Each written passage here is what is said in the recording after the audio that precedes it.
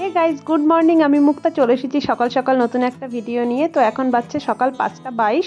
তো কালকে আমরা যোধপুরে ছিলাম, আজকে জয়সলমারে যাওয়ার জন্য ভোরবেলায় সকাল সকাল বেরিয়ে গেছি, স্টেশনে এসে গেছি। অনেকদিন পর ট্রেনে উঠবো। যেদিন বাড়ি গেছিলাম সেদিন কি ট্রেনে উঠেছিলাম, প্রায় 3 মাস। তো এখানেও কিন্তু দেখো বন্দে ভারত এক্সপ্রেস, সব জায়গায় বন্দে ভারত এক্সপ্রেস চালু হয়ে যাচ্ছে আস্তে আস্তে। এলাকাটা মরুভূমি হলেও মানুষের গাছ লাগানোর কিন্তু যথেষ্ট প্রচেষ্টা রয়েছে। দেখো স্টেশন চত্বরের মধ্যেই কি সুন্দরভাবে গাছগুলোকে ডেকোরেশন করে রেখেছে। আমরা আজকে 4:30টার সময় ঘুম থেকে উঠেছি, এই কারণের জন্য চোখে ঘুম ঘুম ভাব, তাই জন্য চা নিয়ে এসেছে। বেসিক্যালি আমি কিন্তু চা খাই না, তাও একটু ঘুম কাটানোর জন্য চাটা নিলাম। আমাদের 7 ঘন্টা ট্রেন জার্নি রয়েছে, তো 7 ঘন্টা ট্রেনে যথেষ্ট ঘুম হবে সেই আশা নিয়েই কিন্তু 4:30টার সময় ঘুম থেকে উঠতে পেরেছি। আর এদিকে বন্দে ভারত যেটা দাঁড়িয়েছিল সেটা ছেড়ে দিল। তো বন্দে ভারতে এখন পর্যন্ত আমি চড়িনি, তবে ইচ্ছে আছে জয়পুর যাওয়ার সময় বন্দে ভারতে করে যাব। আরে আসতে চলো না ভাই, তো তাড়াহুড়োর কি আছে। তো বন্দে ভারত ওখানটা দাঁড়িয়ে ছিল, বন্দে ভারত চলে গেল, এবার আমাদের ট্রেনটা ঢুকবে। বন্দে ভারত হচ্ছে যোধপুর সাবরমতী, হ্যাঁ গুজরাটে না। আর আমাদের ট্রেনটা হচ্ছে সাবরমতী টু, সাবরমতী না, যোধপুর টু জয়সলমার। আমাদের ট্রেনটা হচ্ছে সাবরমতী টু জয়সলমার। যাই হোক, আমাদের ভাগ্যটা কিন্তু ভালোই ছিল, আমাদের আর প্ল্যাটফর্ম চেঞ্জ করতে হলো না। যেখানে বন্দে ভারত দাঁড়িয়েছিল ঠিক সেখানেই আমাদের ট্রেনটা আসবে, সেটা বোর্ড করলো। আর এদিকে একজন দেখো এমন ঘুমাচ্ছে। নির্দিষ্ট সময়ের মধ্যেই আমাদের ট্রেন স্টেশনে চলে আসলো। 6:20 ট্রেন ঢুকেছিল। তো এখানে সব স্লিপার ক্লাসের প্যাসেঞ্জাররাই বেশি ছিল, আমরা ছিলাম এসির যাত্রী, তো আমাদের মতো জাস্ট কয়েকজনই ছিল। ট্রেনে উঠে পড়লাম, দেখলাম বেশ কিছু লোক ঘুমাচ্ছে। আর ট্রেনটা কিন্তু আমি ভেবেছিলাম যে যোধপুর থেকে জয়সলমার যাবে, মানে যোধপুর স্টেশন থেকে হয়তো ছাড়বে। পরে শুনলাম যে না, এটা সাবরমতী থেকে আসছে। তিশা আর তৃষা যারা আমাদের সঙ্গে ট্রাভেল করছে, ওদের মাত্র 1 সপ্তাহ হয়েছে বিয়ে হয়েছে, তাই ওরা কিছু প্রসাদ সঙ্গে করে নিয়ে এসেছিলো, পুজো দিয়েছিল ওদের বাড়ির ওখানে। আর এদিকে ট্রেন ছেড়ে দিল। আমাদের ট্রেন কিন্তু প্রায় 1 ঘন্টা মতো লেট করলো, মানে 7:20 নাগাদ ছেড়েছিল, 6:20 ছাড়ার কথা ছিল। প্রায় 7:30 বেজে গেছে, সবার একটু খিদেই পাচ্ছে। তো যার ব্যাগে যেটুকু খাবার ছিল সব বের করে নিয়ে বসা হলো। আমার ব্যাগে বিস্কুট, নিমকি, কিছু ফল আর চিপস এগুলোই ছিল।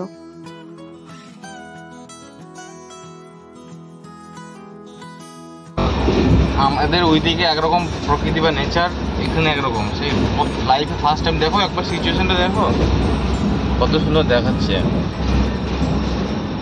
যদিও বর্ষাকালে একটু গ্রিনারি থাকতো মাঝে, মন বলছে আর কি।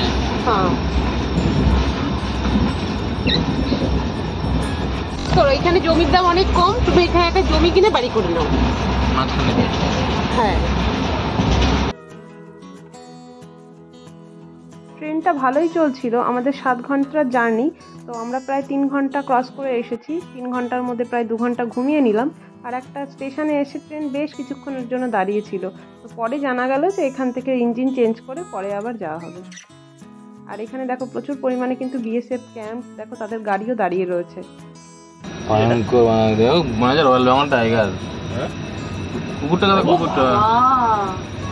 হ্যালো, হ্যাঁ শুনতে পাচ্ছি। তোমার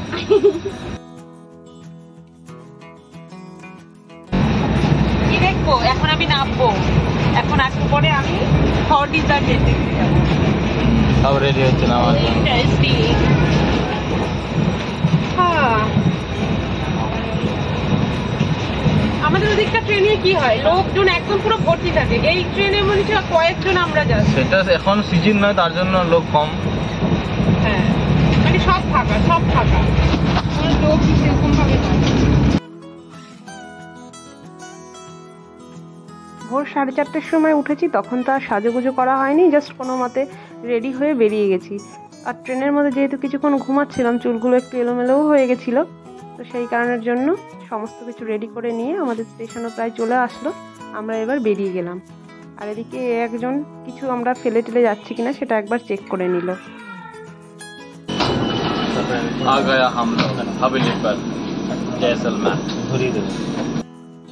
সমুদ্র দেখা হয়ে গেছে, পাহাড় দেখা হয়ে গেছে, এখন শুধু বাকি ছিল মরুভূমি, সেটাও আজকে পূর্ণ হতে যাচ্ছে। তো স্টেশন এসে গেছে, নেমে পড়লাম। নামতে অমনি প্রথমেই যেটা হলো, এত পরিমাণ রোদের তেজ কি আর বলবো। এতক্ষণ এসিতে তো ভালোই ছিলাম, বাইরে বেরিয়ে এসে মনে হচ্ছিল যে একদম পুড়ে যাচ্ছি। এই গরমটা যদি আমাদের পশ্চিমবঙ্গে পড়ে তাহলে সব লোক ঘেমে পুরো স্নান করে যাবে, কিন্তু এখানে যতই গরম পড়ুক না কেন ঘাম কিন্তু তোমার এক বিন্দু হবে না, সব শুকিয়ে যাবে, মানে তোমার ভেতর থেকে গরমটা বেশি লাগবে। আমি তাই ওকে বলছিলাম যে এখানের মানুষজনগুলো কি করে সারভাইভ করে। আমরা তো যথেষ্ট আরামে থাকি, এই জয়সলমারটা কিন্তু প্রচণ্ড পরিমাণে গরম পড়ে। মারাত্মক রোদ, এত রোদে জানি না কি হব, প্রচণ্ড রোদ। এইরকম রোদের তেজ, যেটা ভয় পাই আমি আমার সঙ্গে সেটাই ঘটে।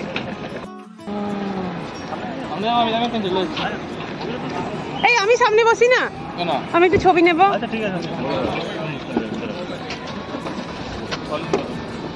পিছন দিকে পাবে, আমি ছবি তুলে দাও। তুমি সামনে বসবা? তোর আমি সামনে বসতে চেয়েছিলাম, তুমি আমাকে বসতে দিলে না। দাও ওই ব্যক্তি দিয়ে দাও, নাহলে কি করবা?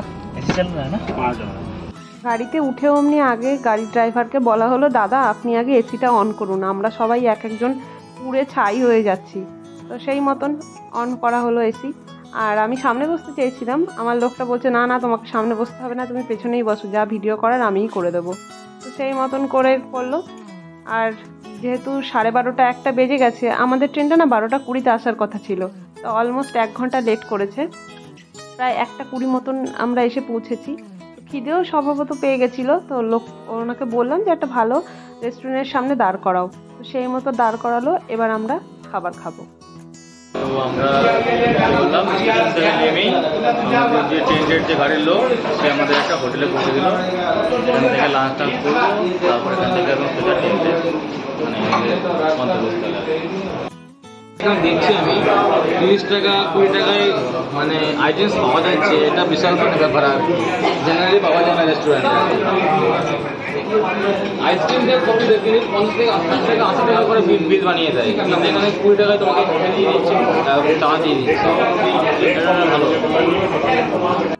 সকালবেলার চিড়ে ভাজা, একটা বিস্কুট আর একটু প্রসাদ সে কখন হজম হয়ে গেছে, এতক্ষণ শুধু থুতু খেয়েই থাকতে হয়েছে। তো খাবার দেখে আর লোভ সামলাতে পারলাম না, ঝপাঝপ করে খাবারগুলো খাওয়া শেষ করে দিলাম। আর এখানে 200 টাকা করে এই থালি নিয়েছিল, আর তোমার যত ইচ্ছা ভাত রুটি তরকারি তোমার যা লাগবে সেটা কিন্তু ওরা আবার রিপিট করে। খাওয়া দাওয়ার পর সবার এখন একটু ঘুম পাচ্ছে, ভাত ঘুম হলে ভালোই হতো। খাওয়া কেমন ছিল সেটা বলো। হ্যাঁ খাওয়া কেমন ছিল? না মনে হচ্ছে 2 দিন পরে খেলাম। হ্যাঁ মনে হচ্ছে কালকে কিছুই খাইনি। এই যে রেস্টুরেন্টটা ছিল এটাতে খেয়ে দিয়ে আমরা বেরিয়ে গেলাম। ছোটবেলায় ভূগোল বইয়ের পড়ার সাথে আজকের মিল দেখতে পেয়ে এক মনে হচ্ছিল কোন স্বপ্নের জগতে ভেসে যাচ্ছি, মনে হচ্ছে বইয়ের পাতার সেই অক্ষরগুলো না আমার চোখের সামনে ভেসে উঠছে। আর এখানে কিন্তু জনবসতি প্রায় নেই বললেই চলে। এই যে ট্যুরিস্ট ট্রাভেলাররা আসে, তো এদের জন্যই কিন্তু এখানে এই জনবসতি, মানে কয়েকটা দোকান জাস্ট এগুলোই হয়। আর এই দেখো ওখানে কত উইন্ড মিল ছিল, আমি আগে উইন্ড মিল এইভাবে দেখিনি কখনো। আর রাস্তার পাশে এত উট দেখতে পেয়ে মনে হচ্ছিল আমাদের ওখানে যেমন গরুরা মাঠে চড়ে, এরাও এখানে রোদের মধ্যে এইভাবে কিভাবে যে রয়েছে আমি জানি না। তো এদেরকে দেখে একটু কষ্টও হলো। একটা সময় এই জায়গাটা তেথিস সাগরের জলে ভর্তি ছিল, আজ সেই জল কোথায়, সব শুকিয়ে গিয়ে মরুভূমিতে পরিণত হয়েছে। এত উট বাবা রোদের মধ্যে যে কিভাবে দাঁড়িয়ে আছে, মনে হচ্ছিল এদের গিয়ে একটু খাবার দিই, জল দিই। নতুন পরিবেশকে অনুভব করতে করতে আমরা আমাদের ক্যাম্পে পৌঁছে গেলাম।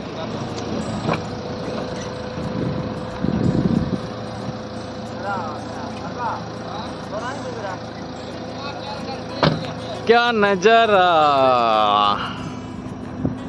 প্রকৃতির কি অদ্ভুত সৃষ্টি, এখানে নেই কোনো বৃষ্টি।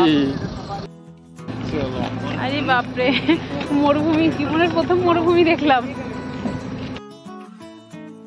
চলো তাহলে এবার ভেতরে ঢুকি ক্যাম্পের, কেননা বাইরে এত রোদ, এখানে এত বেশিক্ষণ দাঁড়ানো যাবে না। ভিতরে ঢুকতে পারিনি, আমার কাণ্ড দেখো, রিসেপশনে বসার জায়গা ছিল সেখানে বসে পড়েছি। আর এখানে কিন্তু আমাদের সাথে সাথে আরও বেশ কিছু লোকজনও এসেছিল, ওরাও ট্যুরিস্ট। আর এই হল ঘরটা কিন্তু বেশ বড়, হল না এটা রিসেপশন। আর এই দেখো এখানে ক্যাম্পে কিন্তু এত কিছু করানো হয়, কিন্তু এখন যেহেতু আমরা একটু অফ সিজনে চলে এসেছি, ফেব্রুয়ারি পর্যন্ত এদের সিজন ফুলফিল থাকে, তো আমরা মার্চের ফার্স্ট উইকে এসেছি, মানে জাস্ট একটুখানি লেট হয়ে গেছে। তো এত কিছু কিন্তু এখানে বোধহয় সুবিধা পাওয়া যাবে না, বিকজ এখানে এখন গরমটা একটু বেড়ে গেছে। টেন্ট বা কটেজগুলো খালি পড়ে রয়েছে, তো সেই জন্য এতটাই সুবিধা দিচ্ছে আমাদেরকে, তোমাদের পছন্দ মতো তোমরা চুজ করে নাও যেটা তোমরা থাকতে পারো আর কি, বুঝলে। तब तो मैं बहुत सुंदर सा एक रूम चूज करूंगी।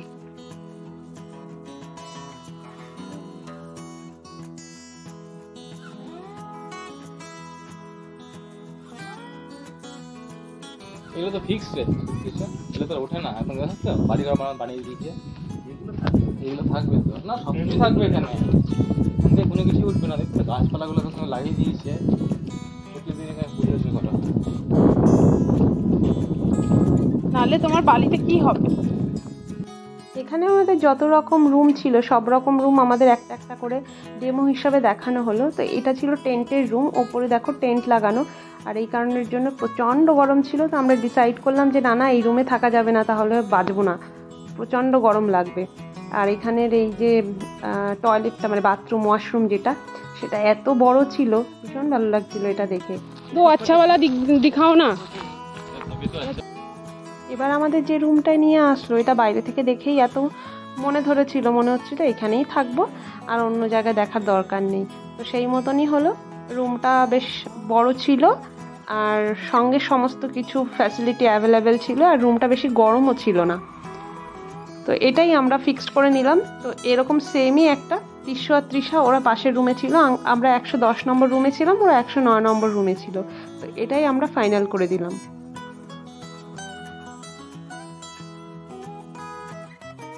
এখানে আসতে পারিনি, দেখো কি সুন্দর যত্ন সহকারে দুটো জল দিয়ে গেছে, আর দেখো তোমার পাশে ওখানে টাওয়াল দিয়ে গেছে, শ্যাম্পু কন্ডিশনার সাবান সমস্ত কিছু দিয়ে গেছে।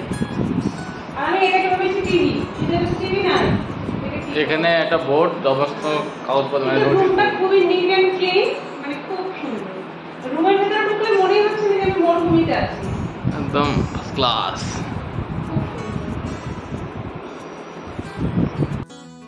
খাবার তো রেডি হয়ে গেছে, তোমার কখন রেডি হবে নাকি, হবে না আজকে? হ্যাঁ হ্যাঁ হ্যাঁ, খুব ভালো লাগছে। তো ম্যাডাম আজ কোথায় যাচ্ছেন আপনি?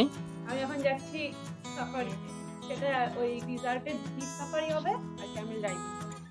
ওকে, আমরা এখানটায় এসেছি বেলা 3টে নাগাদ, 3টে না ওই 2:30 নাগাদ এসেছি। তারপরে একটু রেস্ট নিলাম, স্নান করলাম, রেস্ট নিলাম, তারপরে করলাম, তারপর আমি রেডি হয়ে বেরিয়ে যাচ্ছি। এখন 4:30 রোদের তেজটা এখনো পর্যন্ত কমেনি, কি জানি কি হবে। না না ঠিক আছে, তো হালকা হালকা হাওয়া বইছে। তৃষ্য তৃষা রেডি ফর সাফারি, এবং ফটো সেশন চলছে পোস্ট ওয়েডিং। তো এটা হচ্ছে গড় রাজপুতানা ডেজার্ট ক্যাম্প। তো আমাদের বাঙালিরা, বিশেষ করে অনেক বাঙালি এই আমাদের ডেজার্ট ক্যাম্প, আমাদের তো মানে কি বলবো, গুরুদেব এক্সপ্লোরার শিবাজি এখানে এসেছেন। ওনার কি বলবো, হিউম্যান রিভিউর পর থেকে এই ডেজার্ট ক্যাম্পের এতটাই মানে সুনাম বেড়ে গেছে আর কি।